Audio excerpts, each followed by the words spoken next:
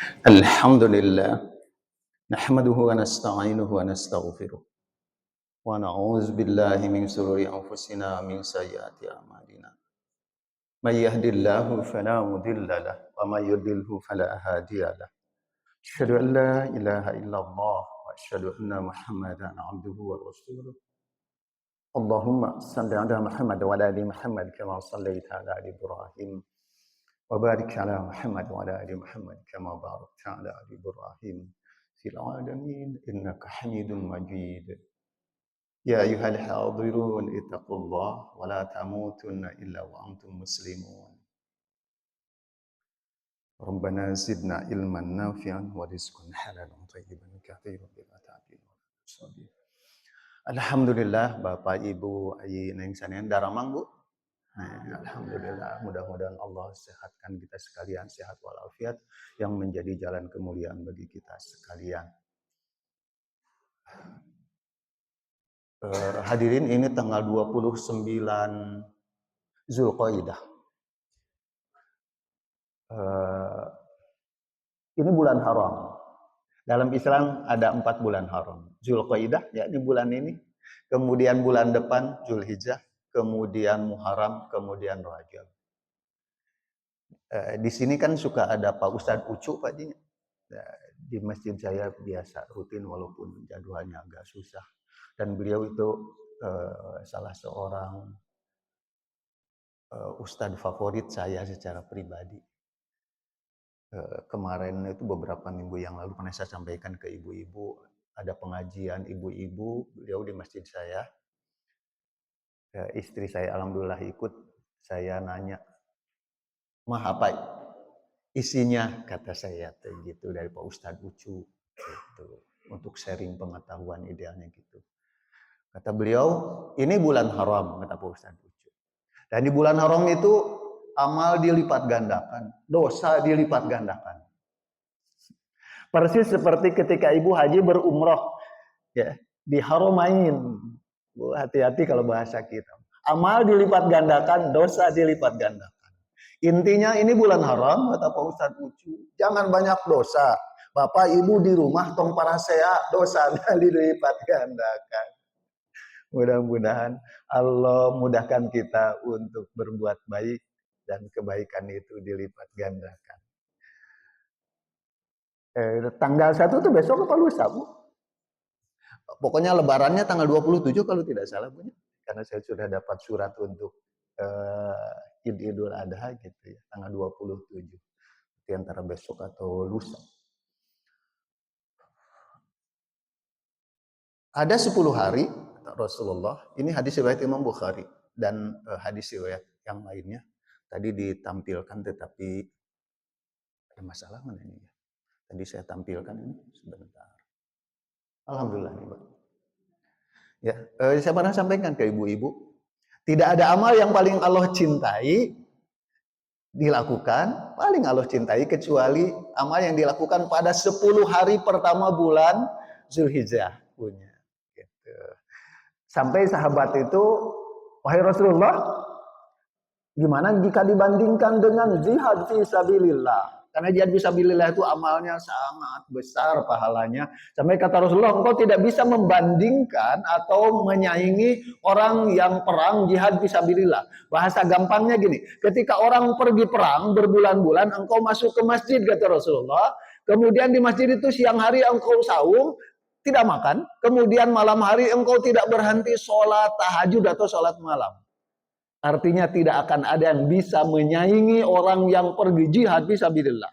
Tetapi di 10 hari bulan Muharram, sahabat bertanya, gimana kalau amal yang Allah cintai 10 hari bulan Zulhijjah itu dibandingkan dengan orang yang perang jihad fisabilillah? Kata Rasulullah, itu pun tidak bisa menyaingi saking dicintainya amal di 10 hari pertama bulan Zulhijjah. Kecuali orang yang jihad fisabilillah itu sebulan lebih, 2 bulan misalnya gitu, dia pergi membawa nyawanya, kemudian membawa perbekalannya, 2 yang dibawa, nyawa sama perbekalan, tetapi tidak ada satupun yang kembali. Artinya nyawanya tidak kembali, hartanya tidak kembali, baru itu yang jadi juara. Artinya 10 hari di bulan Zulhijjah itu amalnya paling dicintai oleh Allah. Dan topnya yakni menumpahkan darah hewan kurban. Mudah-mudahan Allah ringankan. Sampai saya kepada ibu-ibu kemarin, ya, apabila seorang itu memiliki keleluasaan rezeki, ya, kemudian dia tidak menyembelih hewan kurban, kata Rasulullah, fala yaqrabanna musallana. Jangan engkau datang ke tempat sholatku. Artinya apabila kita mampu untuk berkurban, kemudian kita tidak berkurban, maka Rasulullah mengusir kita dari masjid. Kalau bahasa gampangnya gitu. Terus kita mudah-mudahan Allah ringankan kita di 10 hari bulan Ramadan itu, 10 hari bulan Zulhijjah itu untuk melakukan kebaikan. Dan Allah ringankan kita untuk menjauhi apa yang Allah larang. Topnya tadi menyembelih hewan kurban. Menyembelih itu bisa tanggal 10, 11, 12, 13. Tetapi jika dilakukan pada tanggal 11, 12, 13 tidak masuk pada 10 hari kan baru gitu, Pak. Sehingga bagian ulama ya toswe yang paling bagus itu pada tanggal 10 karena masuk pada yang amal yang paling dicintai Allah pada tanggal 10 itu 1 sampai 10. Kemudian saya pernah sampaikan juga saum sunat yang pahala ampunan dosanya paling baik itu pada tanggal 9 punya 9 Zulhijjah, artinya saum Arafah punya. Karena dosa itu diampuni 2 tahun. Dosa 1 tahun sebelumnya dan 1 tahun setelahnya.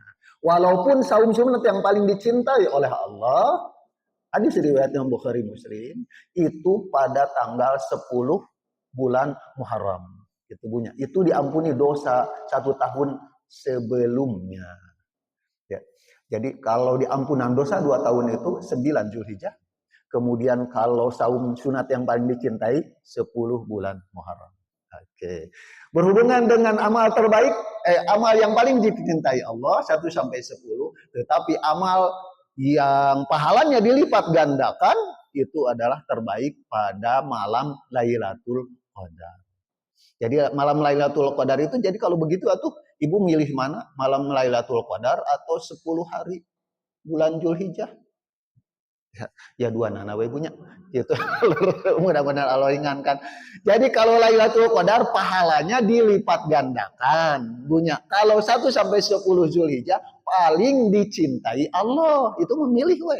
Bade nu pahalana ageng, bade yang paling dicintai Allah. Mending dua nana punya. Mudah-mudahan Allah ringankan. Oke, kita masuk sekarang ke pertanyaan ini, Bu. Oke, Bu. Amal yang pertama kali akan ditanyai oleh Allah apa, Bu? Leres, Bu, sholat. Amal yang pertama kali akan ditanyai oleh Allah, pertanggungjawabannya adalah sholat.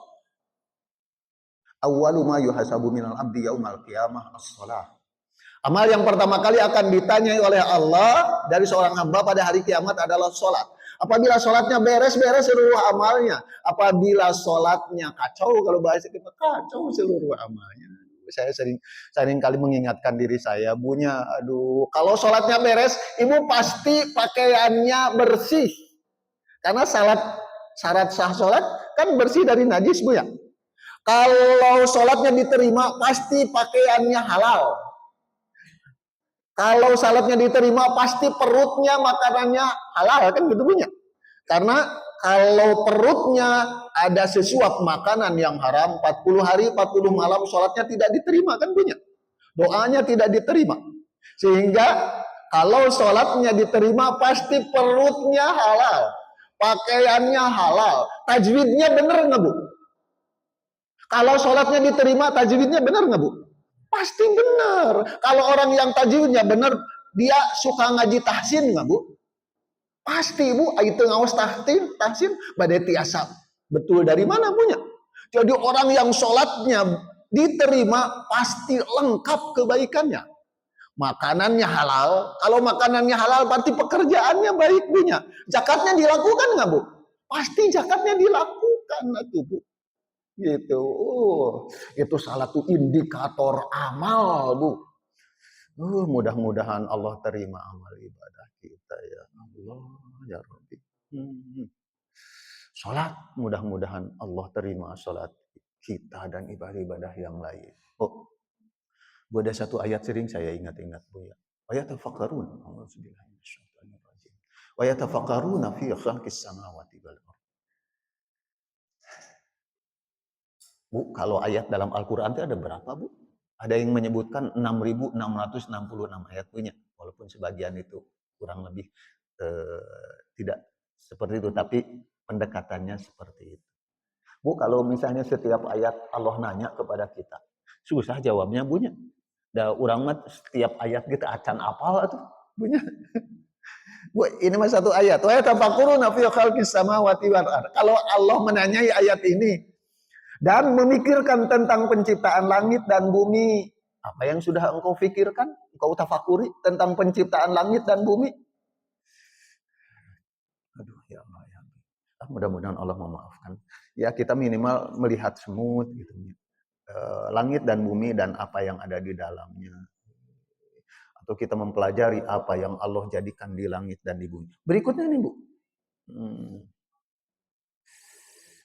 Hartos nate mentafakuri apa yang Allah ciptakan, Bunya. Minimal itu jadi pertanggungjawaban bagi kita. Berikutnya, Bu. Afala yanzuruna ila al-ibili kaifa khuliqat. Bu, kalau Allah nanyai ayat ini surat Al-Ghasyiyah ayat 17. Maka apakah mereka tidak memperhatikan unta bagaimana diciptakan? Karena ini berhubungan dengan bulan kurban, Bunya. Jadi ada hewan kurban yang biasa dilakukan untuk disembelih. Ini surat Al-Ghasyiyah ayat 17. Maka apakah mereka tidak memperhatikan unta bagaimana diciptakan? Bu, apa jawaban kita, Bunya, kalau Allah nanyai ini? Apa kamu tidak memperhatikan unta bagaimana Allah menciptakan? Duka atuh udah di Bale endah betaya unta, Bunya. Ya, apa jawaban kita gitu, Bu? Minimal, Bu, hari ini mudah-mudahan ini jadi jawaban kita minimal. Ya Allah, engkau menciptakan unta, ternyata unta itu engkau jadikan dengan keajaiban penciptaan. Saya ambil ini untuk hikmah manfaat bagi manusia dari perspektif sains, kemudian engineering dalam Al-Quran. Allah nanya, Bu, kepada kita, apakah kau tidak perhatikan bagaimana unta diciptakan? Kalau Allah bertanya, berarti itu ada keistimewaan pada unta itu. Ya. Awalnya, mengapa kita harus mempelajari unta? Itunya. Ternyata unta itu mahakarya penciptaan, Bunya. Jadi unta bukan sekadar hewan gurun biasa, melainkan bukti nyata kesempurnaan ciptaan Allah yang dirancang khusus untuk bertahan di lingkungan yang paling ekstrim. Bu, saat ini kan masih perang, Bunya. Kira-kira manusia anu paling pika sebelen, Bu, sok ngebunuhan wae. Eta saha, Bu? Israel, Bunya. Saha pimpinannya, Bu? Netanyahu. Bubunya. Kenapa tuh Netanyahu lewat hobi membunuh orang? Ya, kalau Israel setelah Netanyahu tidak perang, maka dia dihukumi, Bang, karena dia terkena kasus korupsi, gitu, Bunya. Jadi kalau perang mah si masalahnya dihentikan, kan gitu, Bunya. Ya gitu. Mending perang kalau bahasa kita mah. Ternyata saya lihat satu video tentang pikiran Netanyahu. Kenapa dia tuh suka perang? Dia melihat Genghis Khan. Ibu di sejarah kantos Uping Genghis Khan. Jadi pimpinan Mongol yang nyaris menguasai dunia gitu. Jadi dunia teh kemana-mana diserang, dihancurkan dia, Bu. Situs-situs yang mahal ya di Irak atau dimanapun dihancurkan. Orang-orangnya dibunuh, Bu, Genghis Khan itu.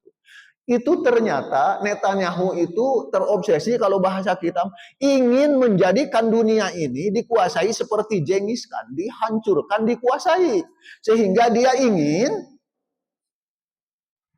ada negara Israel Raya, kan gitu, Bunya. Dugikun ke Irak, pokoknya Timur Tengah tuh inginnya mah dikuasai sama dia, kan logikanya gitu. Ibu, Genghis Khan itu tidak sampai menguasai Mekah sama Madinah. Ternyata Mekah sama Madinah kalau bahasa kita mah itu gurun pasir yang sangat panas, kemudian pasirnya juga panas. Kalau kavalerinya kuda, dia akan kelelahan. Gitu Bonya. Yang bisa kuat itu logikanya adalah si unta itu Bunya. Gitu. Tidak menyerang Mekah, tetapi ke Irak mah sampai jengiskan itu Bu. Karena di Irak itu nyerang sedikit saja, itu akan banyak emas yang diambil, gitu Bunya. Dirampas itu sih emas. Tapi kalau di Mekah nggak ada itu emas yang banyak seperti di Irak. Di Irak itu ada kerajaan Sulaiman gitu Bunya. Rajanya Sulaiman itu sampai Islam itu maju. Kenapa maju? Karena Raja Sulaiman itu saking kayanya Bu. Ilmuwan itu kalau membawa buku dari luar negeri dibawa ke Irak, itu dihargai si buku itu seberat apa itu buku diganti dengan emas. Bu, kalau buku yang tebal, kinten-kinten ayat itu 1,5 kilo Bu. Ya Bunya. Jadi paminya anak buku di luar negeri 1,5 kilo, tadi gentosan ku raja teh 1,5 kilo emas.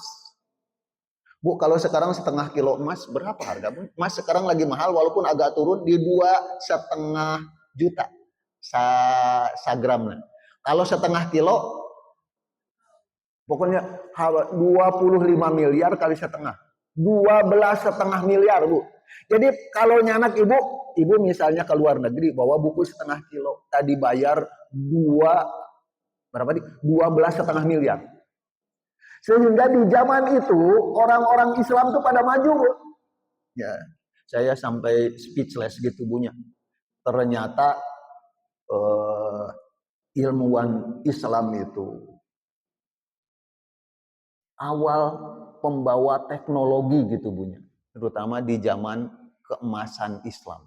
Dari mulai tadi pesawat terbang, walaupun masuk 100 tokoh terkemuka sepanjang sejarah itu kan Wahid bersaudara 1913 gitu Bunya. Tetapi Islam itu justru pada tahun kira-kira 1000 tahun sebelumnya dia sudah mempelajari penerbangan. Begitu juga saya sampai kaget, ini bidangnya Pak Haji Agus. Volta itu penemu baterai, bukan di handphone kita ada baterainya Bunya. Batu baterai Bunya, itu penemunya tuh Volta gitu Bunya. Ternyata dalam Islam di kerajaan Irak itu 2000 tahun sebelumnya sudah menemukan baterai Bu. Walaupun ketemunya teh belakangan gitu Bunya. Atau di Iran gitu Bunya. Kenapa sekarang Iran bisa mengalahkan Amerika dan Israel Bunya? Ternyata 4000 tahun sebelumnya mereka mah peradabannya sudah canggih Pak. Kalau sekarang Amerika bisa membuat bom yang bisa menembus tanah sejauh 60 atau 80 meter ke bawah. Jadi bom itu nembus baru meledaknya di bawah 80 meter ke bawah. Ternyata Iran itu Bu, kehidupannya landasan pesawatnya di bawah 80 sampai 90 meter ke bawah. Sehingga nggak nyampe itu, bom Amerika nggak nyampe. Terus Amerika itu bisa nembus 60-80 itu tanah biasa. Kalau batu mah nggak bisa Bu, batu paling 20-30. Ini mah batu ke bawah 90 meter. Iran itu. Sehingga aman tuh Bu. Itu 4000 tahun sebelumnya juga mereka mah sudah gitu. Saya sampai kaget Bu. Iran itu ngukut domba, ngukut sapi di bawah permukaan tanah, Bu. Itu tos tiba heula. Dan itu yang di luar prediksi Amerika sama Israel, sehingga sekarang mereka menang. Saya ada satu pertanyaan kepada profesor guru saya dari NUS dari Singapura. Apa pelajaran yang bisa saya ambil, kata saya? Ya, Iran yang ditekan justru sekarang menguasai teknologinya. Amerika saja kalang kabut. Bahasanya jawaban beliau, bukankah Rasulullah mengambil pelajaran dari Salman Al-Farisi? Ya, sampai perang pada saat itu menang. Dengan perang apa Bu? Perang Khandaq, perang Parit. Siapa yang mengajarkan membuat parit Bu? Salman Al-Farisi. Orang Iran kan gitu Bunya. Bu, kalau saya mohon maaf, mudah-mudahan Allah memaafkan kesalahan saya. Kan kita tuh Ahlus Sunnah wal Jamaah, bahasa kita beda dengan Syiah kan gitu Bunya. Ya. Kalau masalah itu mah di luar itu semuanya Bunya. Tapi yang saya soroti ternyata kejadian sekarang Iran bisa mengalahkan Amerika itu sudah ditulis dalam Al-Qur'an surat Muhammad kan gitu Bunya. Bahwa ketika kalian orang Arab lalai membela Islam bahasa gampangnya, Ibu nanti bisa dibuka surat Muhammad ayat 38 atau berapa Bu? 48. Maka nanti yang membela Islam itu adalah golongan lain atau suku lain atau bangsa lain. Ketika sahabat bertanya siapa mereka wahai Rasulullah, bahasa atau bangsanya Salman Al Farisi, ya, artinya orang Persia atau orang Iran. Sehingga kalau bahasa Kumaini Allahumma yarham, Amerika itu mengadu dombakan Islam diantaranya Syiah dengan Sunni kan gitunya. Itu terlepas dari perbedaan pendapat gitu bahasa kitanya. Karena ternyata Syiah itu juga seperti kita Pak, di kita kan banyak golongan. Syiah juga sama. Ada yang mengkafirkan para sahabat dan ada yang tidak karena gitu banyak. Saya mah melihatnya masa pembela Islam untuk yang benarnya, masa pembela Islam bukan Islam bahasa gampangnya. Dalam Al-Quran itu nanti Bapak Ibu bisa baca tafsir. Jadi Syiah itu ada yang memang mengkafirkan sahabat, ada yang tidak bahasa kita. Mudah-mudahan Allah memaafkan kita sekalian jika kita ada suudzon kepada yang lain. Balik lagi Bu. Jadi yang bisa bertahan di gurun yang panas, kendaraan itu diantaranya adalah unta. Jadi kita tadabbur Al-Quran.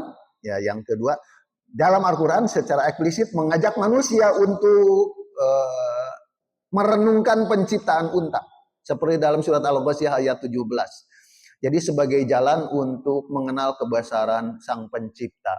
Jadi Allah bertanya tentang unta, pasti unta memiliki satu kelebihan.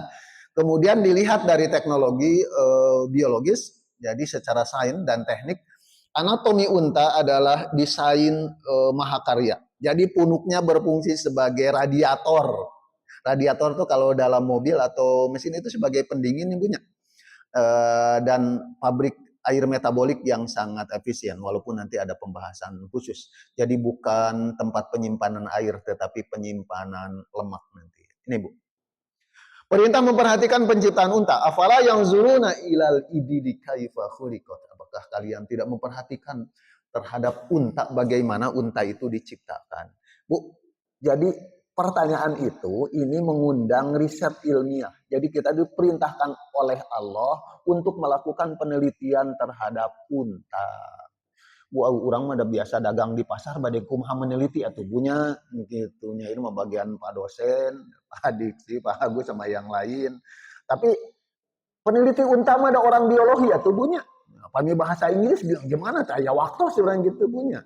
Atau teknik mesin meneliti unta, paling daging unta, paling mesin untuk mengiris daging unta kan gitu punya.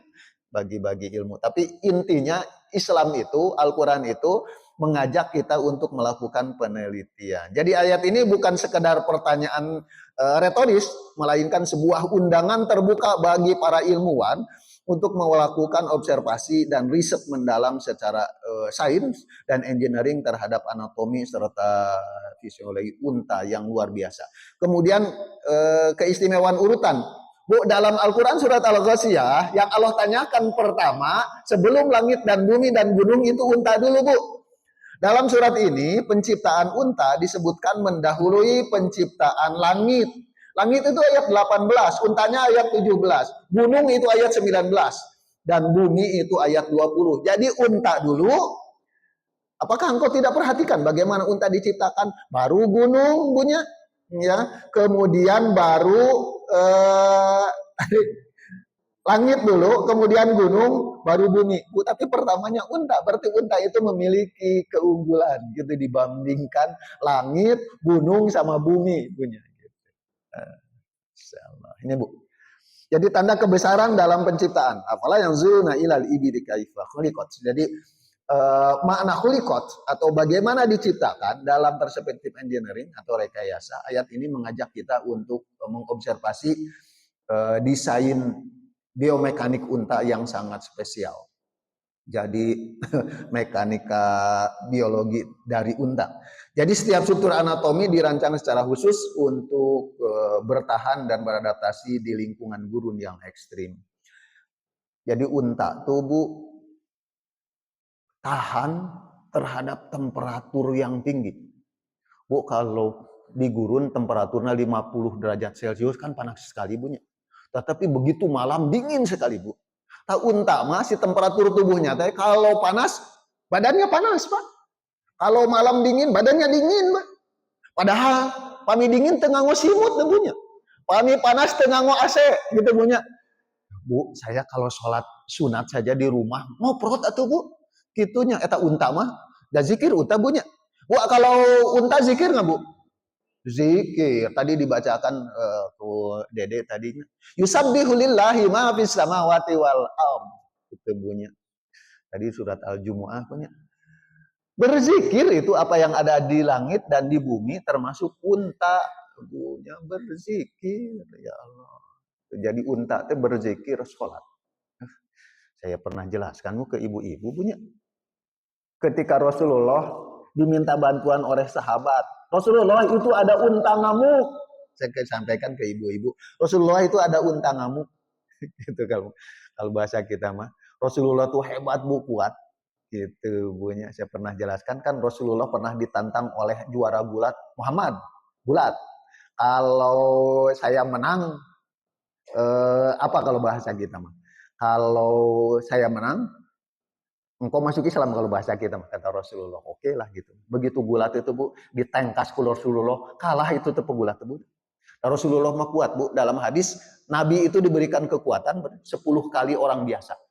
Gitu bunya. Sehingga si pegulat kalah. Walaupun setelah kalah teh ayo sekarang masuk Islam nggak mau bu gitunya. Kalau bahasa kita mah ingkar janji. Balik lagi bu.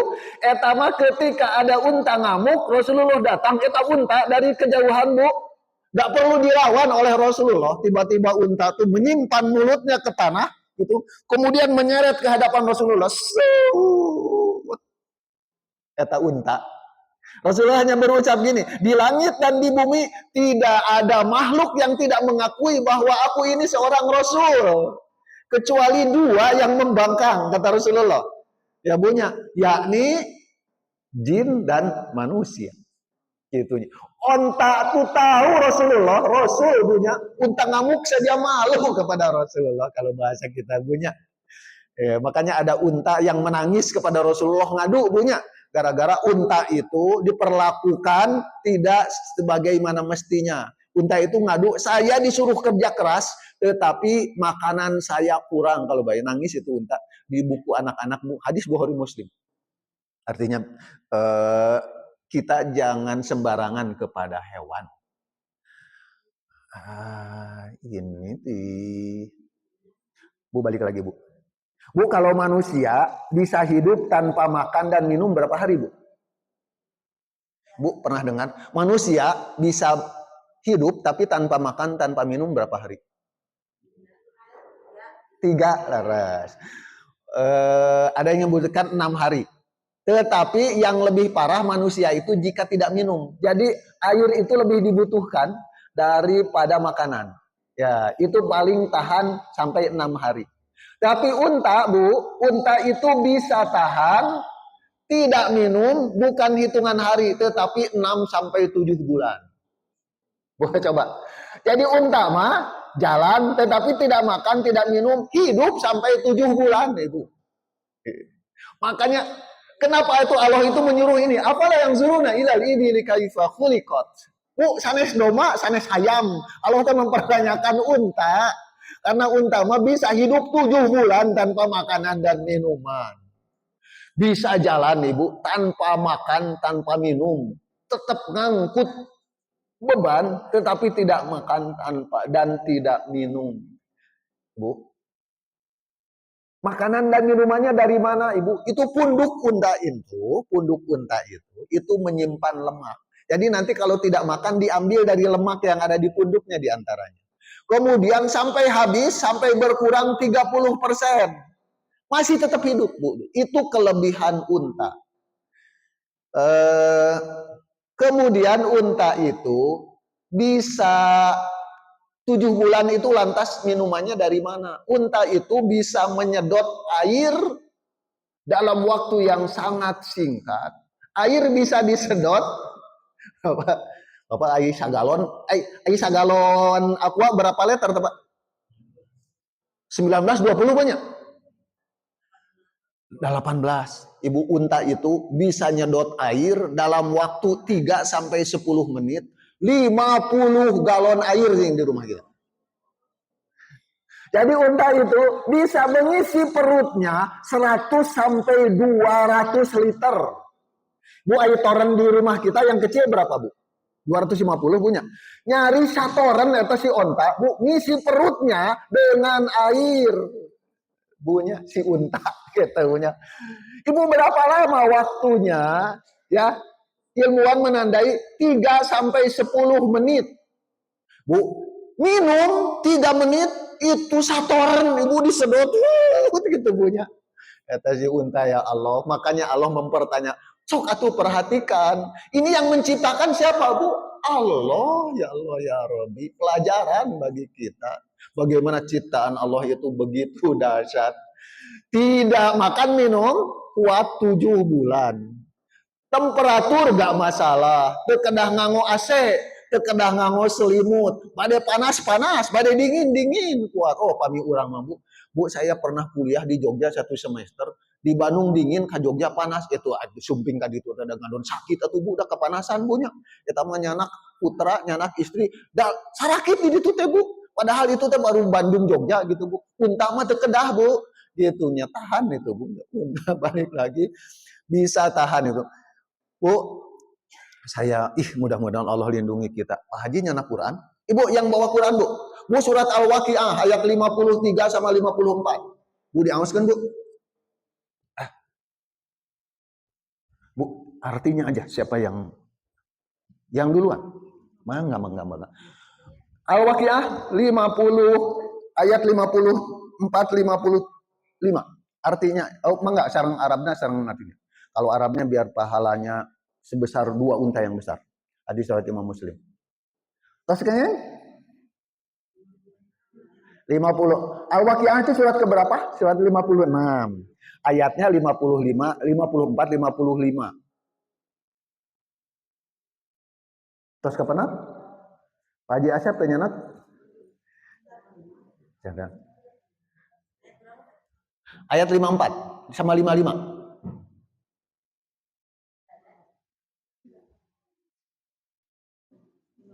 Ya. Ya. Setelah itu kamu akan minum air yang sangat panas. Maka kamu minum seperti unta yang sangat haus. Jazakumullah khair.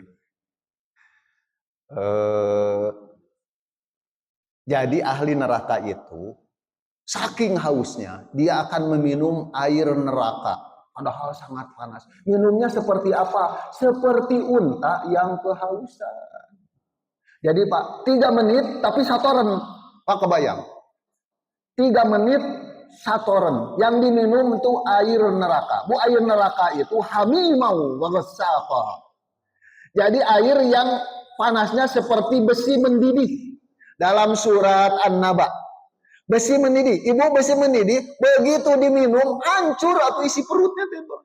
Tapi dah haus Ibu, diminum deui.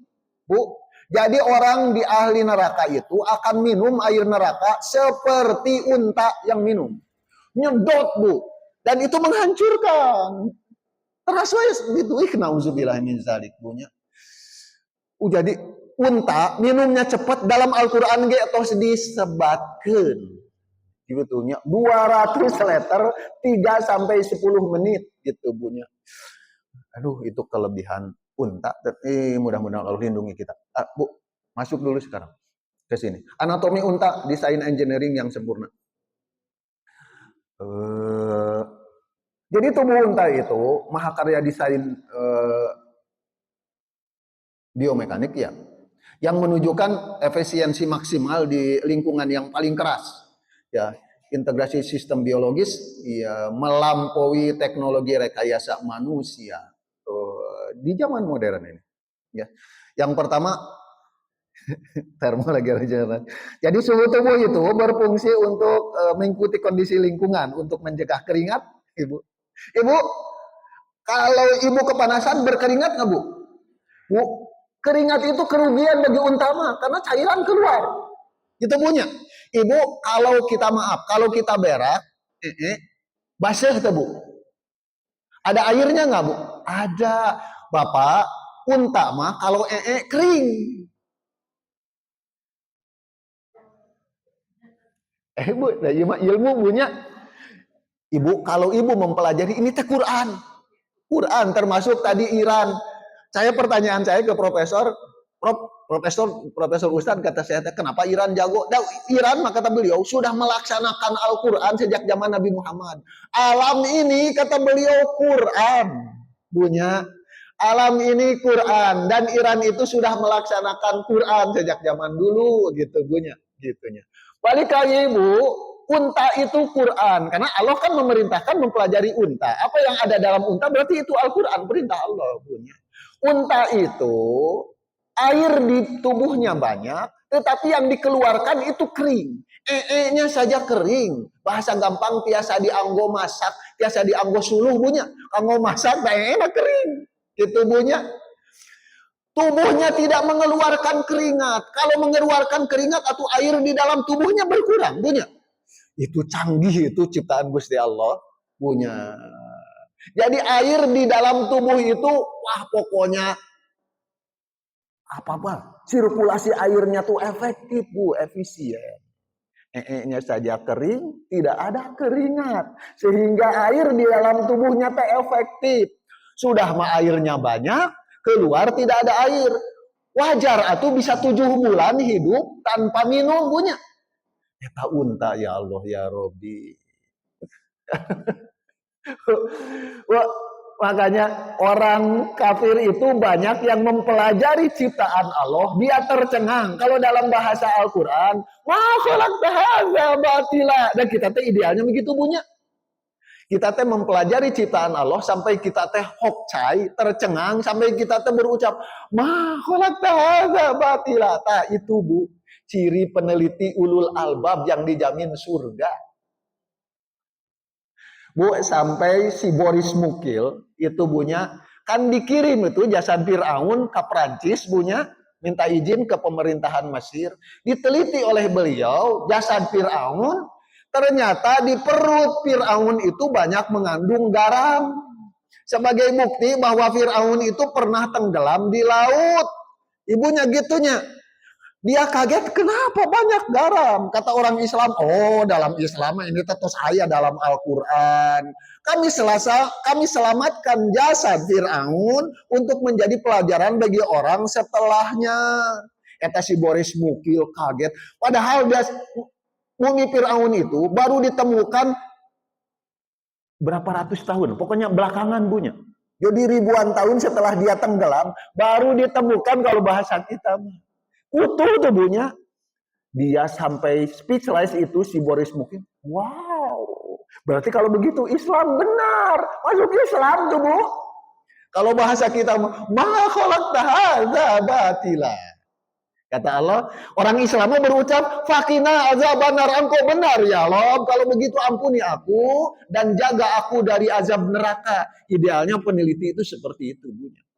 Kurang madah meneliti dari jalan di pasar gitu punya, atau saya mohon ampun minimal ya mudah-mudahan jantan jawaban. Apakah engkau perhatikan bagaimana unta diciptakan? Itu ya Allah tetiasa meneliti lagi atau sesuai ningali seratan anak punya gitu punya.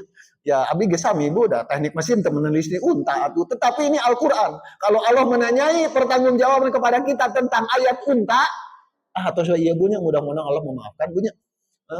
Wih deh, tadi nate kering jasa dianggo suluh punya. Kalau orang Islam itu unta ya Allah, tidak ada keringat.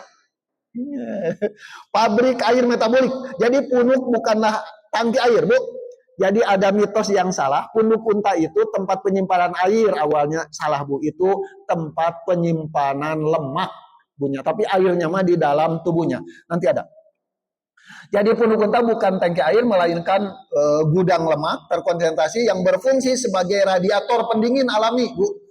dan diolah menjadi energi serta air. Kemudian efisiensi cairan, volume darah tetap stabil. Bu, kalau ibu lihat di mikroskop, tapi mikroskopnya bukan mikroskop biologi yang di sekolah, pembesarannya hanya 400 kali itu mah.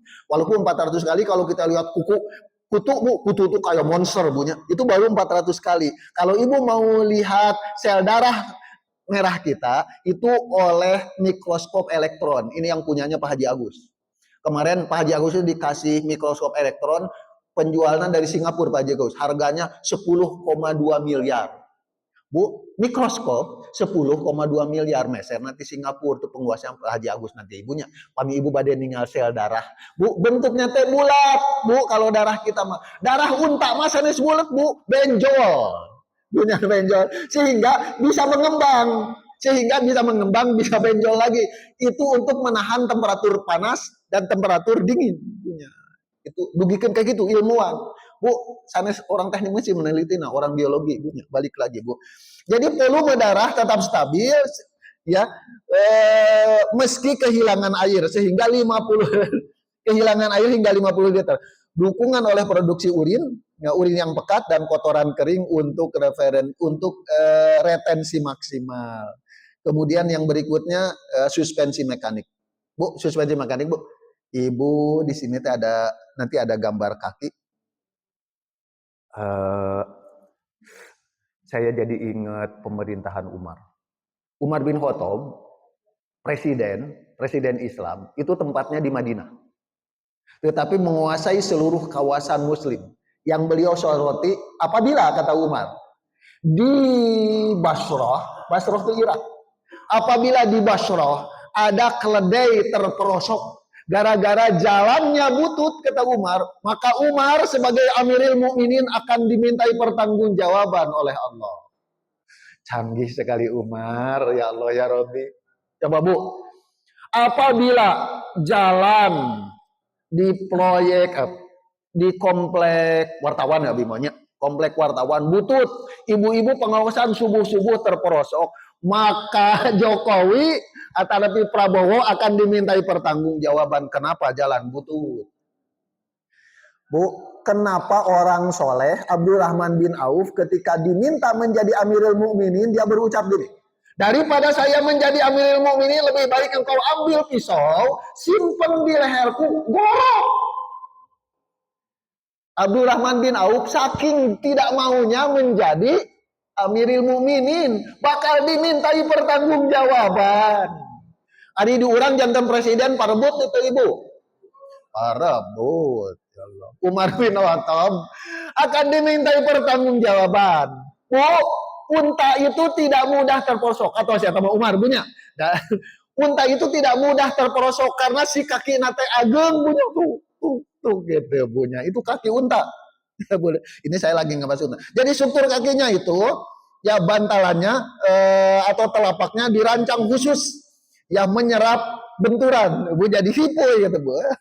Mencegah terperosok di pasir, sebuah suspensi alami sempurna. Wow, eta unta punya punduknya antik, nya saja bisa jadi kayu bakar.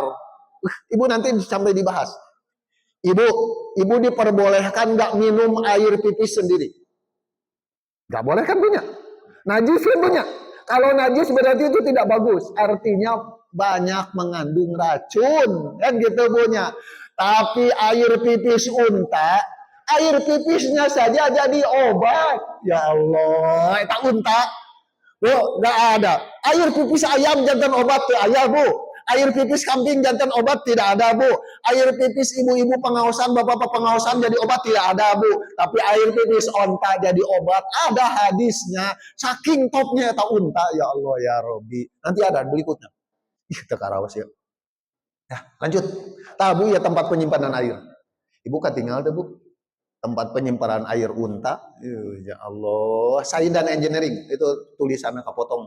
Punuk unta sebagai tangki energi. Jadi awalnya pendapat orang bahwa punuk unta itu tempat menyimpan air. Itu salah Bu. Tapi tempat menyimpan energi atau lemak. Jadi punuk itu menyimpan jaringan lemak hingga 36 kg. Pak Haji, kalau kita kurban dengan kambing, daging kambing rata-rata berapa kilo? Yang saya tahu paling 19 kilo banyak kambing. Kan kambing mah dagingnya lebih kecil daripada 1/7 unta kan banyak. Hingga ibu kalau mau kurban, sapi maksud saya. Kalau ibu mau kurban dagingnya banyak, mendingan sapi karena dagingnya banyak. 7 kali lipat daging kambing lebih banyak malah. Jadi kalau kambing itu hanya 19, tapi kalau unta dagingnya unta lagi. Sapi itu 7 kali 19 juga masih lebih gitu bunyi. Harganya kan kambing lebih mahal, apalagi kambing yang gagah gitu. Ibu kambing Garut sabar Bu. Doma Garut Pak Agus. Doma Garut yang juara itu bisa sampai 200 juta punya. Itu Pak Agus itu mah, wargina Pak Agus di Garut Bu. Domba, tetapi terus jadi juara di Garut, hargana tiasa sampai 150 200 juta. Atau masing keneh meser sapi orang punya kalau kurban, tetapi dagingnya mah tetap ibu paling 19 kilo gitu nya itu. Ibu punduk unta mah daging naungkol eta si lemakna 36 kilo, 2 kalian kambing punya. Itu si apa tuh? Si punduk unta. Cadangan energi jangka panjang. Jadi lemak diubah menjadi energi secara efisien saat makanan langka di lingkungan gurun yang ekstrim. Ibu kantos ningal. Ibu pernah lihat unta di Australia? Belum. Bapak-bapak ada yang tahu bahwa di Australia banyak unta? Atau tak acan ningal?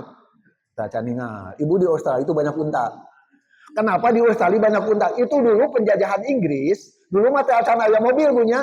Jadi untuk perang mengangkut senjata itu pakai unta sama keledai.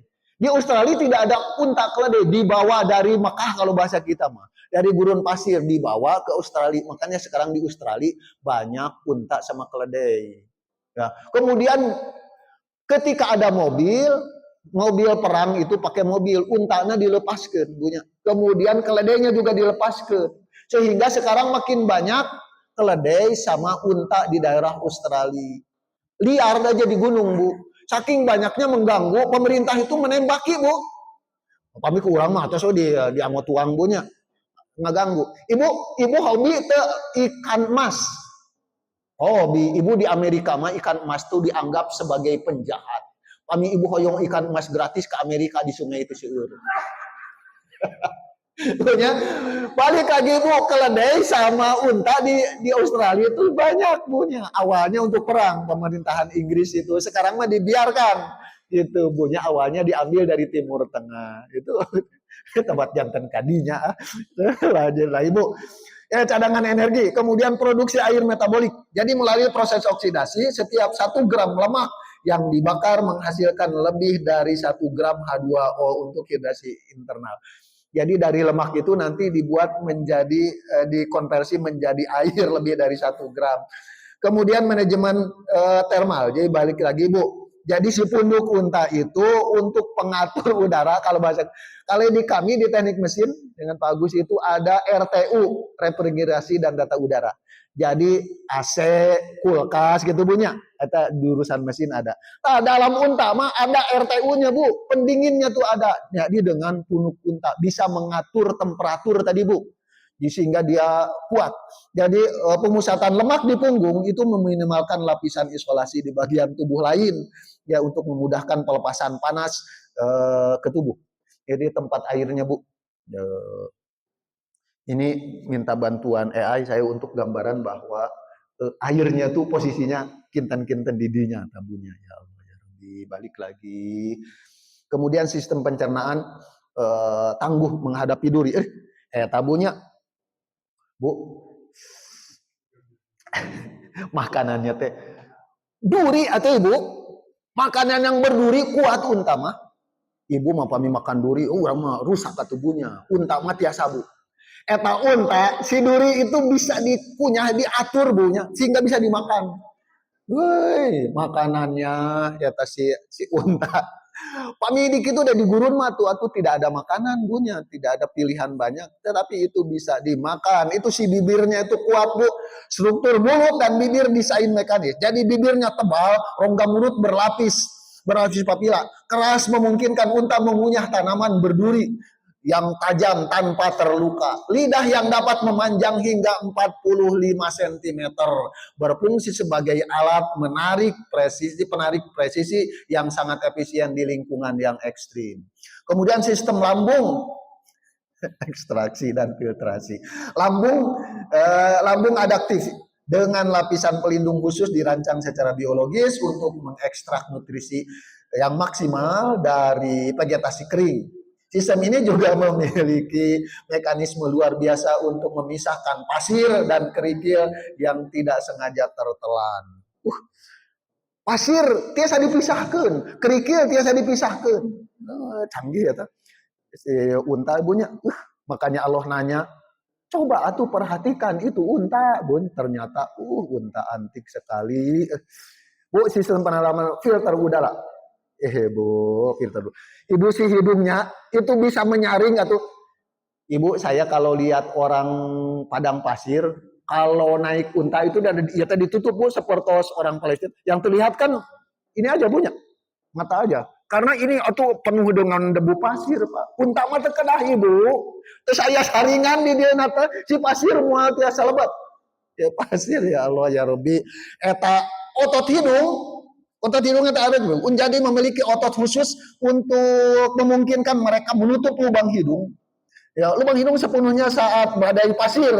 Jadi ketika badai saja bisa mencegah partikel debu yang masuk. Ya, yang berbahaya itu bisa disaring. Filter udara biologis, bulu-bulu halus dan lendir di dalam rongga hidung itu bertindak sebagai sistem filtrasi yang presisinya sangat tinggi, menyaring debu halus yang masuk yang punya. Kemudian sistem air kondisional alami, rongga hidung yang panjang dan berliku itu berfungsi untuk mendinginkan udara yang panas yang dihirup. Kan udara ge panas bunya, tapi begitu dihirup teh kalebet teh janten teu panas bu. Eta mah canggihnya Pak, padahal di mobil orang kan ada penyaring banyak. Oh, padahal penyaring tiap mobil di mobil tuh berapa kilo? 40.000 kilo biasanya getas banyak. Unta mah teu kedah bu. Gitunya eta kumaha rongga hidung yang panjang berliku berfungsi untuk mendinginkan udara panas yang dihirup dan mengembunkan uap air dari udara yang dihembuskan untuk menghemat cairan tubuh. Ibu ini matanya yang antik matanya bu. Bu di dalam mata itu ada pelapis bu. Ibu pami urang mau kacamata tuh punya. Unta mah teu kedah bu. Eta mah unta mah bu, ada penyaring tetapi dia tetap bisa melihat. Ada penyaring bu, tetapi tetap bisa melihat punya. Kan urang mah kan apa bu? Abu ari urang meupeun carang bu ya. Balik lagi bu, di unta mah ada pameupeun carang bu, gitunya. Jadi bisa menyaring tetapi dia tetap bisa melihat itu unta. Aduh canggih sekali. Sistem filter ganda. Abu ya masih seueur bu. Juga ada wiper bu kalau bahasanya. Bu kalau saya lihat mobil Mercy yang mahal di lampunya teh kan ada wiper punya. Tapi Mercy bu mobil urang mah teh aya punya. Hal khusus untuk lampunya ada wipernya. Bukan wiper kaca punya ini lampunya. Unta mah ada bu wipernya kalau bahasa kita mah. Saking canggihnya. Waktu itu seperti saya foto dipercepat ah. Kaki unta itu sistem suspensinya sangat bagus. Anti amblas, kemudian sistem suspensinya juga sangat bagus. Itu ada gambar bekas kaki manusia yang biasa terprosok, unta mah tidak. Balik lagi termoregulasi unta, keajaiban teknik biologi. Rentang suhu yang dinamis itu bisa tinggi, bisa rendah, bisa ditahan. Kemudian perisai termal alami itu dengan bulu, eta si bulunya punya bisa menahan panas, bisa menahan dingin si bulunya tuh. Kemudian ini konservasi air bu. Coba ibu gambar airnya dugikan kaki itu efisiensi ginjal bu, ginjalnya itu sangat canggih gitu punya. Kan kita punya ginjal punya mampu bertahan berminggu-minggu tanpa air gitu ya di lingkungan gurun yang sangat keras, daur ulang urea. Balik lagi bu, nya tadi kering tidak keluar keringat dulunya menghasilkan urin yang sangat pekat. Jadi sebuah mekanisme rekayasa biologis untuk meminimalkan pembuangan air. Tapi unta kan pipis punya, karena air pipisnya biasa dianggo obat. Bu kebayang, bu air pipis kita itu racun, punya. Jadi ginjal itu menyaring kalau yang bersih masuk ke tubuh kita. Kalau yang racun keluar lewat air pipis kan gitu punya. Unta mah saking bagus itu si ginjalnya, yang keluar saja steril bahkan bisa menjadi obat. Punya saking canggihnya itu onta. Ya Allah ya Robi. Bu, ada yang orang sakit ginjal sampai harus cuci darah? Ada punya, gara-gara ginjalnya rusak punya kan gitu. Punya. Ini masih ginjal unta mah bisa menyaring sampai air pipisnya saja berfungsi sebagai obat. Ya Allah ya Robi. Percepat transformasi gurun yang tak tertandingi. Kapal gurun, kapasitas beban juga ekstrim. Bisa ngangkut beban yang banyak, kemudian bisa tahan temperatur. Aduh, saya jadi ingat Rasulullah. Bapak-bapak, pami bapak ibu resep kamurang kalih. Sanes putra putri cucu ibunya lira, tapi yang lain. Sebagai bukti, kalau bapak ibu disenangi oleh anak-anak yang lain, berarti bapak ibu hebat. Dan itu yang dilakukan oleh Rasulullah. Rasulullah apabila datang dari luar ibu, anak-anak itu nggak jajar bu, hoyong dibonceng ku Rasulullah. Pertanyaan saya, Pak Haji Asep, Rasulullah kalau begitu bager ke anak batu. Bager atau ibu.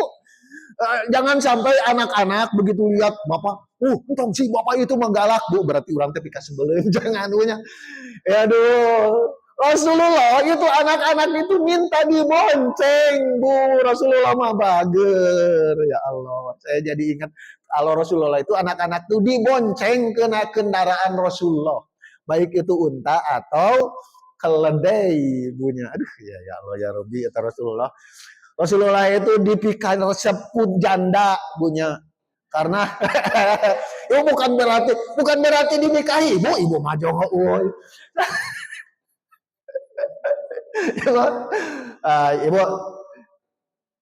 Ibu Rasulullah itu kan istrinya 11, yang gadis hanya satu kan, lainnya janda. Pertanyaan saya pernah bahas, janda yang usianya sabaraha itu bu?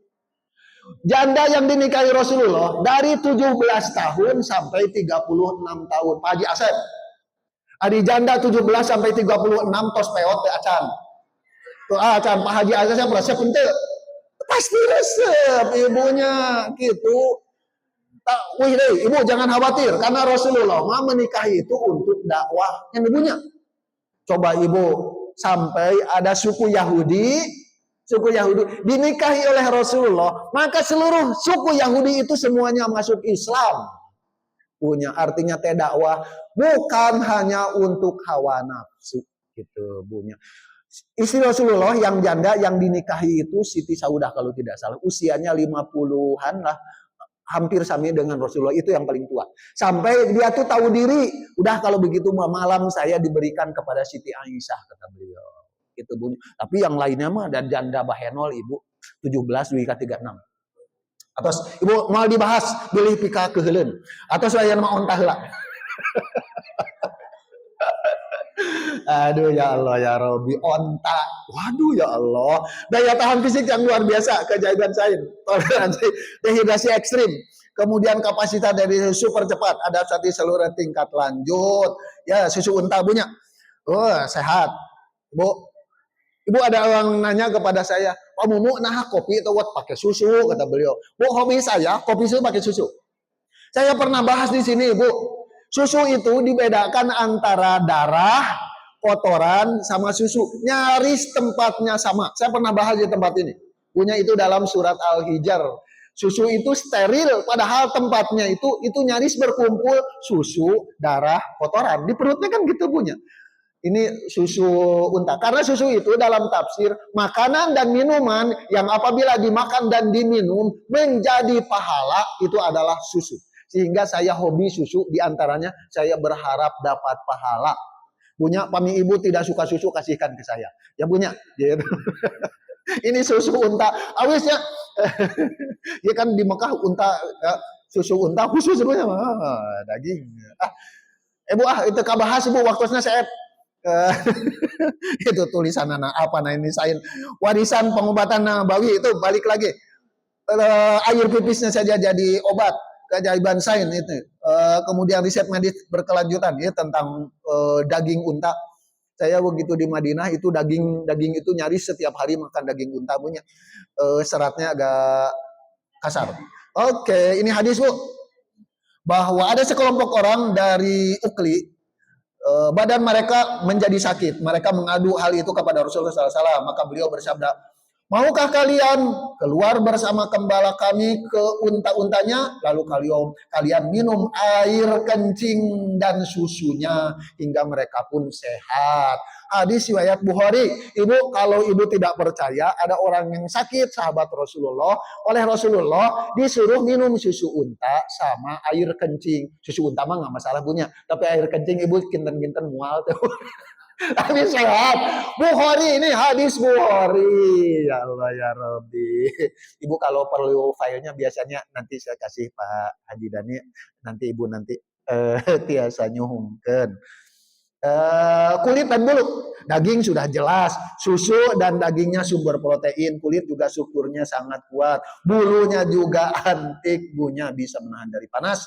Kayak ibu-ibu. Peran unta dalam ekonomi masyarakat, tulang punggung ekonomi, ketahanan pangan, peternakan ramah lingkungan. Bu, bagaimana tidak ramah lingkungan? Atuh unta madaya yang lagi tepi kasebeleun bunya tiasa dianggo suluh. Pokoknya unta mah mantep, segala sesuatunya bermanfaat. Pipis-pipis nawae tiasa janten obat. Ya Allah eta unta. Kesimpulan ya, ini tentang kebenaran wahyu, inspirasi biomimikri. Biomimikri itu teknologi mengikuti hewan. Kemudian ini dalam keimanan, dalam iktek, ini pelajaran bagi kita. Alhamdulillah, jazakumullahu khair. Sesi tanya jawab, tetapi waktu natos langkung 3 menit dari sajam. Kahoyong mah tong naros karena patarosan itu sok janten PR hes. Ini mangga. Saya tidak menolak. Mangga Bu. Kalau gampang saya jawab, kalau susah PR. Ya, mangga. Nyalakin lah. Di geret keluar. Ibadah yang paling bagus atau yang ideal misalnya tadi ibadah apa aja yang dilakukan. Alhamdulillah. Alhamdulillah, patarosannya saya. 1-10 ibadah yang paling dicintai Allah. Itu punya ibadah apa yang dilakukan. Ulama mendadai, ini pernah saya bahas ke ibu-ibu waktu pengajian. Seperti yang kita lakukan, biasa. Mau sholat, zakat, segala macam, gitu punya. Artinya, kebaikan yang bisa kita lakukan, Punya. Kalau bisa mah diperbanyak, idealnya gitu punya. Yang saya soroti balik lagi, dosa dan amal kita tuh kan. Kalau amal banyak kan kita masuk ke surga punya. Kalau dosa banyak, nauzubillahimindzalik, masuk ke neraka. Maning ini diperbanyak karena sekarang lebih dicintai Allah. Logikanya pahalanya terbesar. Pertanyaannya, amal apa saja? Punya. Balik lagi, semua yang bisa kita lakukan dari kebaikan, walaupun topnya tadi kurban, punya. Pertanyaannya, balik lagi pertanyaan seorang ibu kepada Pak Ustadz Aam, apabila saya punya motor, tetapi saya tidak kurban, tetapi motor itu lagi ngagojek pekerjaan, gimana hukumnya? Apakah saya masuk keleluasaan? Kata Pak Ustadz Aam, atau nanti kalau motornya diical, dianggo kurban, ibu, bapak tidak kerja, jangan. Kemudian ada pertanyaan, saya mau kurban, tetapi saya perlu biaya kuliah anak, kata Pak Ustadz Aam, udah. Bayar biaya kuliah karena itu juga wajib. Kecuali kalau ibu gaduh gelang, kurban, gelangnya cekap sadomaeun, ibu kurban, tak eta diusil oleh Rasulullah. Atau bapak punya motor 2, satu dipakai, satu tidak, tadi ical motor, paminte, diusil itu oleh Rasulullah. Ya, bahasa gambir. Jadi semua kebaikan yang bisa kita lakukan, topnya kurban gitu bunya. Ya, jadi semua yang bisa kita lakukan. Ulama nandainnya gitu, wallahu alam. Karena balik lagi, amal yang paling baik itu amal yang terus dilakukan. Mudah-mudahan itu jadi awal kebaikan. Wallahu alam Bu.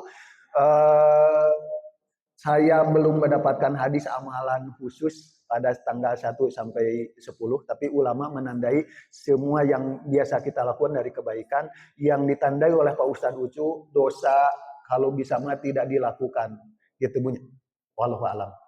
Sambil nanti saya cari lagi Bu. Pertanyaannya kayak sederhana, dah hese itu Bu. Wabi kebudi pilaralai, adakah amalan khusus tanggal 1 sampai 10? Tapi setidaknya yang biasa kita lakukan mudah-mudahan Allah terima dan Allah lipat gandakan. Bapak Ibu, itu saja yang bisa saya sampaikan. Jika ada kebenaran mutlak dari Allah, jika ada salah itu mutlak kesalahan saya. Kita sama-sama akhiri dengan doa kafaratul masjid. Subhanaka Allahumma rabbana wa bihamdika asyhadu an la ilaha illa anta astaghfiruka wa atubu ilaik. Billahi taufik wal hidayah. Assalamualaikum warahmatullahi wabarakatuh.